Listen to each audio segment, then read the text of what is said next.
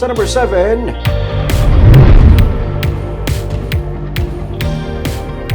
hindi auto kundi isa ka SUV ang nagbunggo sa isa ka tricycle nga nagbaliskad sa North Capitol Road. Ini base sa video nga kuha sa dashcam. Nagbaliskad kahapon sa North Capitol Road ang isa ka tricycle matapos ini mabungguan sa isa ka SUV samtang nagadalagan. Una, ginaligar nga ang auto amo nakabunggo sa tricycle. Bangod sa ang salakyan amo ang naabtan nga nagatapik sa tricycle sa pag-abot sa otoridad. Apang sa dashcam nga kuha sang auto, nakita paano nabungguan sang SUV ang iya ginasundan nga tricycle. Nagrekta ang tricycle sang ini mabungguan sang nagliko nga SUV, gani ini ang nagbaliskad. Galiyon man nga nagpalagyo ang SUV, nalapot man sang auto ang tricycle sang ini ang matumba. Sunod sa kay Lieutenant Jovito Pastrana.